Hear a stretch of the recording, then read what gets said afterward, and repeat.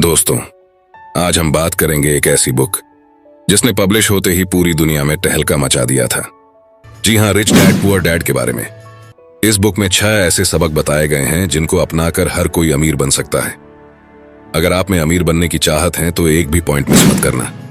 Robert Kiyosaki बताते हैं कि उनके 2 डैडी थे। जिन्होंने उनको जन्म दिया उनको वे पुअर डैड कहते हैं, और जिन्होंने उनको अमीरी के गुर सिखाए उन्हें वे रिच डैड कहते हैं। उनके पुअर डैड बहुत पढ़े लिखे थे और समझदार थे। वे पीएचडी थे और उन्होंने अपने 4 साल के अंडर ग्रेजुएट कार्य को 2 साल से भी कम समय में कर लिया था। और उनके दूसरे डैडी 8वीं से आगे नहीं पढ़े थे। दोनों ने जिंदगी भर कड़ी मेहनत की थी, परंतु उनमें से एक बहुत पढ़ा लिखा होने के बाद भी पूरी जिंदगी पैसे के लिए परेशान होता रहा। इतना पढ़ा लिखा होने के बावजूद भी वो अपने पीछे कर्ज छोड़कर मरा, जबकि दूसरा सिर्फ 8वीं तक पढ़ने के बावजूद अमेरिका के हवाई राज्य के सबसे अमीर व्यक्तियों में से एक बन गया। और मरने पर उसके परिवार को, चर्च को और जरूरतमंदों को करोड़ों डॉलर की दौलत देकर गया। ऐसा क्यों हुआ होगा? क्योंकि दोनों डैडियों की पैसे के बारे में सोच अलग अलग थी। वो कैसे? चलो देखते हैं। पढ़े लिखे डैडी कहते थे पैसे का मोह ही सभी बुराइयों की जड़ है, जबकि दूसरे डैडी कहा करते थे पैसे की कमी ही सभी बुराइयों की जड़ है। एक डैडी को यह कहने की आदत थी, मैं इसे नहीं खरीद सकता। दूसरे डैडी इन शब्दों के इस्तेमाल से चिढ़ते थे। वे जोर देकर कहा करते थे कि मुझे इसके बजाय यह कहना चाहिए, मैं इसे कैसे खरीद सकता हूं। पहला वाक्य नकारात्मक है और दूसरा प्रश्नवाचक। एक में बात खत्म हो जाती है और दूसरे में आप सोचने के लिए मजबूर हो जाते हैं। जब हम कहते हैं मैं इसे नहीं खरीद सकता, तो हमारा दिमाग काम करना बंद कर देता है। इसके बजाय जब हम ये सवाल पूछते हैं मैं इसे कैसे खरीद सकता हूं, तो हमारा दिमाग काम करने लगता है। मेरे दोनों डैडियों की विचारधारा में जमीन आसमान का अंतर था। एक डैडी सिखाते थे मेहनत से पढ़ो ताकि तुम्हें किसी अच्छी कंपनी में नौकरी मिल जाए, जबकि दूसरे डैडी की सीख ये थी मेहनत से पढ़ो ताकि तुम्हें किसी अच्छी कंपनी को खरीदने का मौका मिल जाए। एक डैडी कहते थे मैं इसलिए अमीर नहीं हूं क्योंकि मुझे बाल बच्चों को पालना पड़ता है। दूसरे डैडी कहते थे मुझे इसलिए अमीर बनना है क्योंकि मुझे बाल बच्चों को पालना है। एक डैडी डिनर की टेबल पर पैसे और बिजनेस के बारे में बात करने के लिए हमेशा प्रोत्साहित करते थे। दूसरे डैडी भोजन करते समय पैसे की बातें करने के लिए मना करते थे। एक का कहना था जहां पैसे का सवाल हो सुरक्षित कदम उठाओ, खतरा मत उठाओ। दूसरे का कहना था खतरों का सामना करना सीखो। एक का मानना था हमारा घर ही हमारा सबसे बड़ा निवेश और हमारी सबसे बड़ी संपत्ति है। दूसरे का मानना था मेरा घर मेरा दायित्व है, और अगर आपका घर आपकी नजर में आपका सबसे बड़ा निवेश है तो आप गलत हैं। दोनों ही अपने बिल समय पर चुकाते थे, परंतु उनमें से एक सबसे पहले अपने बिल चुकाता था, जबकि दूसरा सबसे आखिर में। एक डैडी ने मुझे बताया कि अच्छी नौकरी तलाशने के लिए अच्छा सा बायोडाटा कैसे लिखा जाए, जबकि दूसरे ने मुझे यह सिखाया कि कैसे मजबूत व्यावसायिक और वित्तीय योजनाएं लिखी जाए जिससे मैं नौकरियां दे सकूं। बचपन में ही मैं ये समझ गया था कि हमें अपने विचारों पर ध्यान देना चाहिए। मैंने देखा कि मेरे गरीब डैडी इसलिए गरीब नहीं थे क्योंकि वे कम कमाते थे, बल्कि इसलिए गरीब थे क्योंकि उनके विचार और काम गरीबों की तरह थे। अमीर डैडी के साथ में जब रॉबर्ट की शिक्षा शुरू हुई तब वे केवल 9 साल के थे। रिच डैड ने उनको 30 सालों तक कुल 6 महत्वपूर्ण सबक सिखाए, और यह पुस्तक उन्हीं 6 महत्वपूर्ण सबकों के बारे में है। और अब मैं आपको वही 6 महत्वपूर्ण सबक बताऊंगा जिनकी बदौलत रॉबर्ट के डैडी अमीर बन गए और रॉबर्ट भी। तो इन 6 पॉइंट्स को ध्यान से सुनना और एक भी पॉइंट मिस मत करना। सबक नंबर 1, अमीर लोग पैसे के लिए काम नहीं करते, बल्कि पैसा उनके लिए काम करता है। गरीब और मध्य वर्गीय लोग पैसे के लिए काम करते हैं, अमीरों के लिए पैसा काम करता है। जी हां, आपने बिल्कुल सही सुना। कोई भी अमीर इंसान पैसों के लिए काम नहीं करता, बल्कि वो कुछ ऐसा करते हैं कि पैसा ही उनके लिए काम करने लगता है। एक गरीब और मिडिल क्लास आदमी रैट रेस में फंस जाता है और उसमें से कभी बाहर नहीं आ पाता। अब रैट रेस होता क्या है, पहले हमें यही समझना पड़ेगा। रॉबर्ट कहते हैं कि जब भी किसी गरीब आदमी को या किसी मिडिल क्लास आदमी को नौकरी मिलती है तो वो तुरंत अगले महीने से ही अपने लिए कुछ नई चीज खरीदने के लिए बेताब हो जाता है। वह अपने लिए महंगी महंगी ऐशो आराम की चीजें खरीद लेता है। महंगे कपड़े, महंगे जूते, महंगा फोन, महंगा लैपटॉप और बढ़िया सी कार। और फिर शुरू हो जाता है ईएमआई का ट्रैप। ऐसे ईएमआई जो सालों साल तक देने पड़ते हैं, जिससे वह बाहर कभी नहीं निकल पाता। उसे हर महीने अपने EMI देने होते हैं। अगर वह 1 महीने के लिए भी काम पर नहीं जाएगा तो उसके मन में डर बैठ जाता है कि वह कैसे अपने EMI भर पाएगा और कैसे अपना कर्ज उतर पाएगा। कहीं बैंक वाले उसकी कार उठाकर ना ले जाए। अगर ऐसा हुआ तो उसकी समाज में क्या इज्जत रह जाएगी। वह सुबह उठता है, काम पर जाता है, शाम को लौटता है, सुबह उठता है, काम पर जाता है और शाम को वापस लौटता है, और महीना पूरा होने पर अपना पगार लेता है और EMI भर देता है। यही सिस्टम हर दिन हर महीने चलता रहता है और इस लंबे ट्रैप में वह इस कदर फंस जाता है कि इस ट्रैप से वह कभी बाहर निकल ही नहीं पाता। इसे ही रॉबर्ट ने रैट रेस कहा है। अगर आपको चूहा दौड़ से बाहर निकलना है तो आपको पैसे के लिए काम करना छोड़ना पड़ेगा और पैसे को आपके लिए काम करवाना पड़ेगा, तभी आप चूहा दौड़ से बाहर निकल सकते हैं। अमीर इंसान पैसों के लिए काम नहीं करता, बल्कि वो कुछ ऐसा करता है कि पैसा ही उनके लिए काम करने लगता है। लेकिन कैसे, वो अब आने वाले कुछ पॉइंट्स में देखेंगे। वीडियो में बने रहिए और अंत तक देखते रहिए, क्योंकि आने वाले पॉइंट्स बहुत ही इंटरेस्टिंग होने वाले हैं। सबक नंबर 2, पैसे की समझ क्यों सिखाई जानी चाहिए। ज्यादातर लोग जिंदगी भर यह नहीं समझ पाते कि असल बात यह नहीं है कि आप कितना पैसा कमा पाते हैं, बल्कि यह है कि आप कितना पैसा बचा पाते हैं। आपने लॉटरी जीतने वाले उन गरीब लोगों की कहानियां सुनी होगी जो अचानक अमीर बन जाते हैं, पर कुछ समय बाद वे फिर से गरीब हो जाते हैं। ये लोग लाखों करोड़ों जीतते हैं, फिर भी वे लौटकर वहीं आ जाते हैं जहां से उन्होंने शुरू की थी। आपने उन व्यावसायिक एथलीट्स की कहानियां भी पढ़ी होंगी जो 24 साल की उम्र में हर साल करोड़ों डॉलर कमाते हैं और 34 साल की उम्र में उन्हें पुल के नीचे सोना पड़ता है। इसका क्या कारण है? इसका एक ही कारण है कि उनके अंदर पैसे की समझ ही नहीं थी। लंबे समय में यह महत्वपूर्ण नहीं है कि आपने कितना पैसा कमाया, बल्कि महत्वपूर्ण यह है कि आपने कितना पैसा बचाया और आपने कितनी पीढ़ियों तक उस पैसे को सहेजा। मेरे अमीर डैडी ने मुझसे बचपन में कहा था, अगर तुम अमीर बनना चाहते हो तो तुम्हारे पास पैसे की समझ होनी चाहिए। पैसे की समझ विकसित करने के लिए आपको संपत्ति और दायित्व का अंतर पता होना चाहिए और हमेशा संपत्ति ही खरीदनी चाहिए। अगर आप अमीर बनना चाहते हैं तो आपको बस इतना ही जानने की जरूरत है। यही पहला और आखिरी नियम है, यही इकलौता नियम है। यह बेहद आसान लगता है, परंतु ज्यादातर लोगों को यह पता ही नहीं है कि यह नियम कितना महत्वपूर्ण है। ज्यादातर लोग पैसे की समस्याओं में सिर्फ इसलिए उलझे रहते हैं क्योंकि उन्हें यह पता ही नहीं होता कि संपत्ति और दायित्व में क्या फर्क होता है। अमीर लोग संपत्ति इकट्ठी करते हैं, गरीब और मध्य वर्गीय लोग दायित्व इकट्ठे करते हैं। और मजे की बात यह है कि उन लोगों को यह लगता है कि वे संपत्ति इकट्ठी कर रहे हैं। अगर यह इतना आसान है तो फिर हर आदमी अमीर क्यों नहीं बन जाता? क्योंकि लोग संपत्ति और दायित्व में फर्क नहीं कर पाते। तो संपत्ति और दायित्व में क्या फर्क होता है? संपत्ति वह चीज है जो आपकी जेब में पैसे डालती है, दायित्व वह चीज है जो आपकी जेब से पैसे निकालती है। दोबारा से कान खोलकर फिर से सुन लीजिए, क्योंकि यह लाइन बहुत इंपॉर्टेंट है। संपत्ति वह चीज है जो आपकी जेब में पैसे डालती है, दायित्व वह चीज है जो आपकी जेब से पैसे निकालती है। वास्तव में आपको इतना ही जानने की जरूरत है। अगर आप अमीर बनना चाहते हैं तो आप जिंदगी भर संपत्ति खरीदते रहिए। अगर आप गरीब या मध्य वर्गीय आदमी बनना चाहते हैं तो आप दायित्व खरीदते रहिए। इनके बीच के फर्क को न जानने से ज्यादातर लोग जीवन भर पैसे की तंगी से परेशान रहते हैं। इसे एक एग्जाम्पल से समझते हैं। सुरेश और रमेश दोनों को एक साथ ही नौकरी लग जाती है। कुछ समय बाद दोनों 10-10 लाख रुपयों की इन्वेस्टमेंट करते हैं। सुरेश अपने लिए 10 लाख की कार खरीदता है क्योंकि उसे ऐशे आराम की जिंदगी जीना पसंद है, और रमेश 10 लाख की जमीन खरीदता है। शुरुआत में सुरेश बहुत खुश होता है कि वह कार में घूम रहा है और रमेश आज भी बस में धक्के खा रहा है। लेकिन 5 साल का समय बीतने के बाद रमेश के 10 लाख के प्लॉट की कीमत डबल मतलब 20 लाख हो जाती है और सुरेश के कार की कीमत आधे से भी कम हो जाती है। सुरेश अपने प्लॉट को 20 लाख में बेच देता है और एक ऐसी नई प्रॉपर्टी ढूंढता है जहां मालिक अर्जेंट प्रॉपर्टी बेचना चाहता हो। अर्जेंट बेचने के चक्कर में थोड़ा सस्ते में भी बेचने के लिए तैयार होता है। रमेश को 25 लाख की प्रॉपर्टी 20 लाख में ही मिल जाती है। रमेश वह प्रॉपर्टी खरीद लेता है, फिर से 5 साल तक अपने पास रखता है। 5 सालों के बाद वही प्रॉपर्टी को 50 लाख में बेच देता है। अब वह फिर से ऐसे मालिक की तलाश करता है जो अर्जेंसी में अपनी प्रॉपर्टी बेचना चाहता है। वह फिर से ऐसे मालिक को ढूंढने में कामयाब रहता है। और 60 लाख की प्रॉपर्टी को 50 लाख में ही खरीद लेता है और फिर से 5 साल तक इंतजार करता है।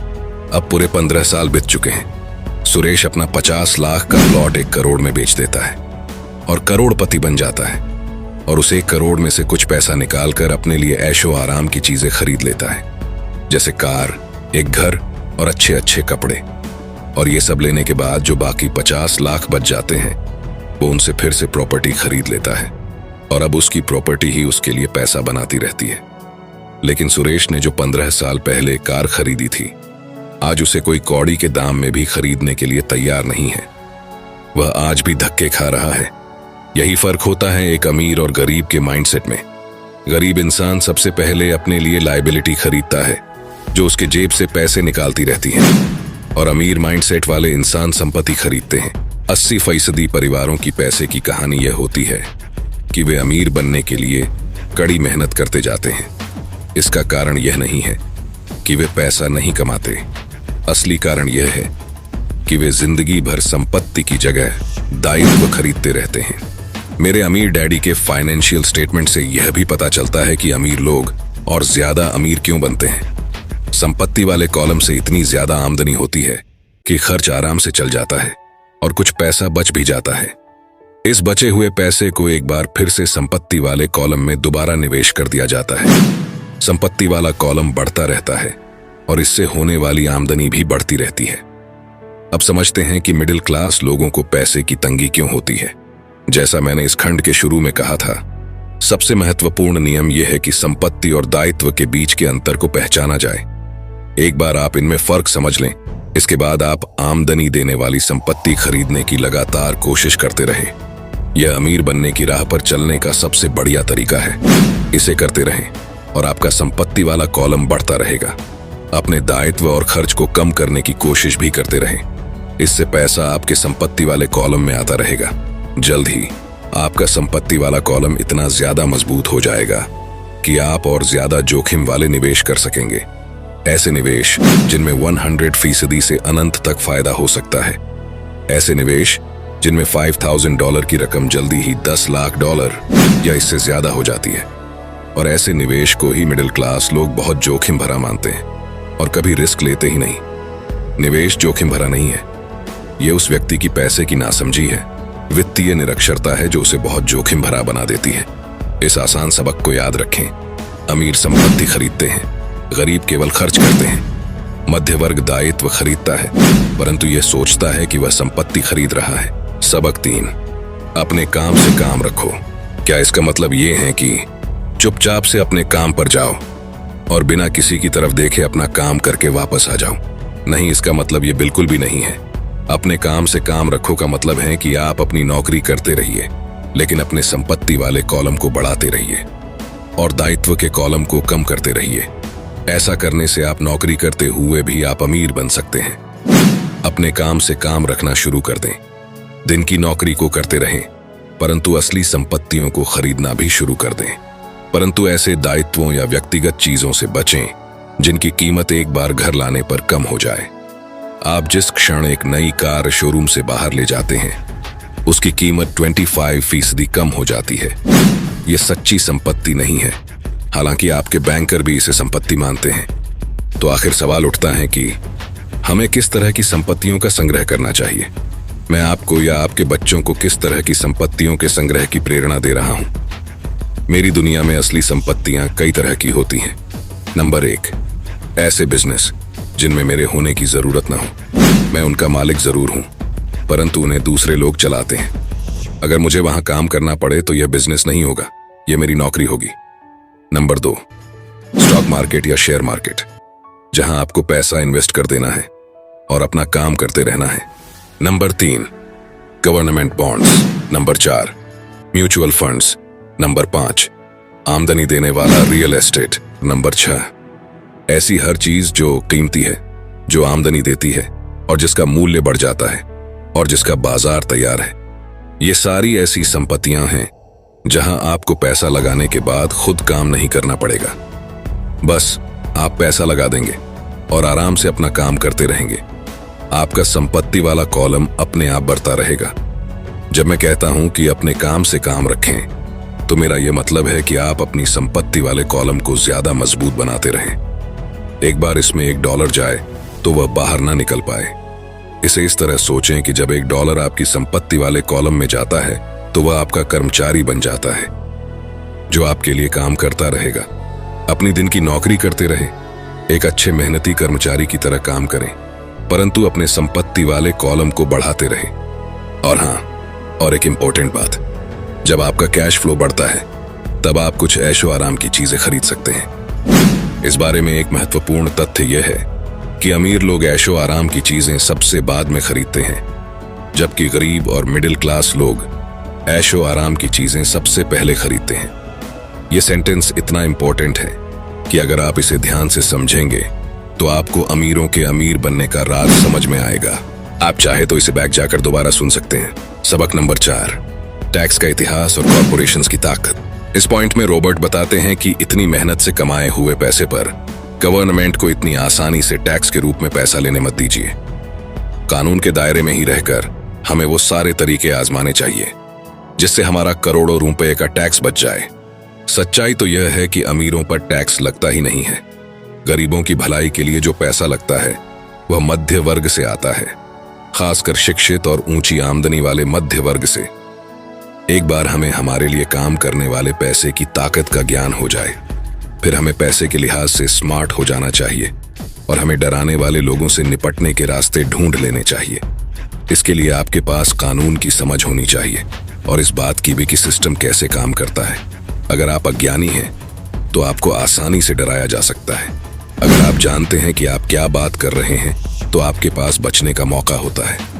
इसीलिए अमीर डैडी स्मार्ट टैक्स अकाउंटेंट्स और वकीलों को इतना ज्यादा वेतन देते थे। वकीलों को वेतन देना सरकार को टैक्स देने से सस्ता था। अगर आप अभी तक इस वीडियो में बने हुए हैं तो इसका मतलब है कि आप अमीर बनकर ही रहेंगे। अभी और 2 इंपॉर्टेंट सबक डिस्कस होने वाले हैं, आगे देखते रहिए। सबक नंबर 5, अमीर लोग पैसे का आविष्कार करते हैं। अमीर लोग आखिर पैसा बनाते कैसे हैं, ये बात अभी हम समझने वाले हैं। ध्यान से समझना। हमारा एक स्टॉक पोर्टफोलियो भी है जिसे मैं और मेरी पत्नी हमारा पर्सनल म्यूचुअल फंड कहते हैं। हम ज्यादा जोखिम वाली प्राइवेट कंपनियों के शेयर खरीदते हैं जो अमेरिका या कनाडा में स्टॉक एक्सचेंज पर सार्वजनिक होने जा रही हैं। कितनी तेजी से धन बढ़ता है इसका उदाहरण इस तरह देखें। हमने कंपनी के सार्वजनिक होने से पहले 25 सेंट प्रति शेयर की दर पर 1 लाख शेयर खरीदे। 6 महीने बाद जब कंपनी शेयर बाजार में दर्ज हो गई तो उसके शेयर का भाव $2 प्रति शेयर हो गया। अगर कंपनी का प्रबंधन अच्छा है तो कीमतें बढ़ती रहेंगी और स्टॉक $20 प्रति शेयर या इससे भी ज्यादा होगा। ऐसे भी कई वर्ष रहे हैं जब हमारे $25,000 1 साल से भी कम समय में $10 लाख बन गए हैं। यह जुआ नहीं है अगर आप जानते हैं कि आप क्या कर रहे हैं। यह जुआ तब होता है अगर आप सौदे में अपना पैसा फेंक रहे हैं और भगवान से सफल होने की दुआ कर रहे हैं। आपको अपने तकनीकी ज्ञान, बुद्धि और खेल के प्रति प्रेम की जरूरत होगी ताकि जोखिम कम से कम रहे। याद रखिए, महान अवसरों को आपकी आंखें नहीं देख सकती, उन्हें आपके दिमाग से देखा जा सकता है। सबक नंबर 6, सीखने के लिए काम करें, पैसे के लिए काम न करें। जब मैं अपनी कक्षा से पूछता हूं आप में से कितने मैकडॉनल्ड से अच्छा हैमबर्गर बना लेते हैं तो लगभग सभी विद्यार्थी अपने हाथ खड़े कर देते हैं। मैं फिर पूछता हूं अगर आप में से ज्यादातर बेहतर हैमबर्गर बना लेते हैं तो ऐसा क्यों होता है कि मैकडॉनल्ड आपसे ज्यादा पैसा बना लेता है? जवाब साफ है, मैकडॉनल्ड बिजनेस सिस्टम में आपसे अच्छा है। ज्यादातर प्रतिभाशाली लोग सिर्फ इसलिए गरीब होते हैं क्योंकि वे अपना सारा ध्यान बेहतर हैमबर्गर बनाने में लगाते हैं और बिजनेस सिस्टम के बारे में कुछ नहीं जानते। दुनिया प्रतिभा संपन्न गरीब लोगों से भरी पड़ी है। अक्सर वे या तो गरीब हैं या फिर पैसे की समस्या से जूझ रहे हैं या अपनी क्षमताओं से कम पैसा कमा रहे हैं और इसका जिम्मेदार उनके ज्ञान का विषय नहीं है बल्कि उनका अज्ञान है। वे एक बेहतर हैमबर्गर बनाने की दक्षता को पैना करने में ही लगे रहते हैं और हैमबर्गर को बेचने और उसे घर तक पहुंचाने की दक्षता पर बिल्कुल भी ध्यान नहीं देते हैं। शायद मैकडॉनल्ड सबसे अच्छे हैमबर्गर नहीं बनाता है, परंतु वे एक मूलभूत रूप से औसत हैमबर्गर को बेचने और उसे घर तक पहुंचाने में सर्वश्रेष्ठ है। इस पॉइंट को अच्छे से समझना जरूरी है। अगर समझ में ना आए तो दोबारा सुन लेना। मैं युवा लोगों को यही सलाह दूंगा कि नौकरी खोजते समय वे इस बात पर कम ध्यान दे कि वे कितना कमा रहे हैं, लेकिन इस बात पर ज्यादा ध्यान दे कि वे कितना सीख रहे हैं। रास्ते पर आगे की तरफ देखकर यह तय करे कि किसी खास प्रोफेशन को चुनने के पहले और चूहा दौड़ में फंसने से पहले वे किन योग्यताओं में पारंगत होना चाहते हैं। जिंदगी बहुत हद तक जिम जाने की ही तरह है। इसमें सबसे दर्द भरा हिस्सा वहां जाने का फैसला लेना है। एक बार आप यह फैसला कर लेते हैं तो बाकी सब आसान हो जाता है। ऐसे कई दिन आए हैं जब मैं जिम जाने के नाम से कांप जाता हूं, परंतु एक बार मैं वहां पहुंच जाता हूं और काम शुरू कर देता हूं तो मुझे इसमें मजा आने लगता है। जब मैं वहां से निकलता हूं तो मुझे हमेशा खुशी होती है कि मैं वहां गया था। तो दोस्तों, ये थे वो 6 सबक जो रिच डैड ने रॉबर्ट कियोसाकी को सिखाए थे और जिनकी बदौलत वे अमेरिका हवाई राज्य के सबसे अमीर आदमी बन गए थे। लेकिन अंत में मैं आपको एक बोनस पॉइंट बताने जा रहा हूं, जिसको समझे बगैर आप इस किताब को और अमीरी के राज को अच्छे से समझ नहीं पाओगे। तो ध्यान से सुनना। 3 तरह के इनकम। अकाउंटिंग की दुनिया में 3 अलग अलग प्रकार के इनकम होते हैं। नंबर 1, अर्जित आय। नंबर 2, निष्क्रिय आय। नंबर 3, पोर्टफोलियो आय। जब मेरे असली डैडी ने मुझसे कहा था, स्कूल जाओ, अच्छे नंबर लाओ और एक सुरक्षित नौकरी खोजो, तो वे मुझे यह सुझाव दे रहे थे कि मैं अर्जित आय के लिए काम करूं।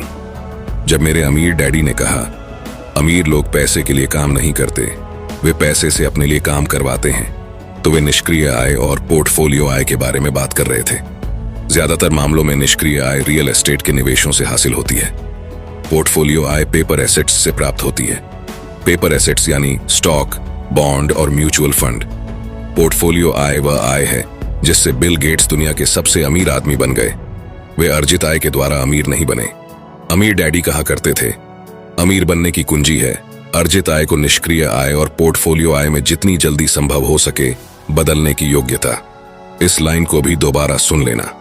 वे कहते थे, अर्जित आय पर टैक्स सबसे ज्यादा लगता है, सबसे कम टैक्स निष्क्रिय आय पर लगता है। यह एक और कारण है कि आप अपने पैसे से अपने लिए कड़ी मेहनत करवाएं। सरकार उस आय पर ज्यादा टैक्स लगाती है जिसके लिए आप कड़ी मेहनत करते हैं, और उस आय पर कम टैक्स लगाती है जिसके लिए आपका पैसा कड़ी मेहनत करता है। तो दोस्तों, ये थी रिच डैड पुअर डैड की कंप्लीट बुक समरी।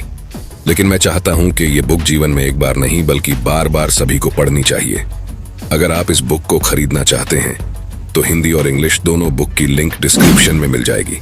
ये वीडियो आपको कैसा लगा कमेंट सेक्शन में जरूर बताना, और पसंद आए तो लाइक कर देना। सपने सच होते हैं इस चैनल को सब्सक्राइब जरूर कर लेना, क्योंकि ऐसे ही बुक समरीज हम आपके लिए लाते रहेंगे। सपने सच होते हैं।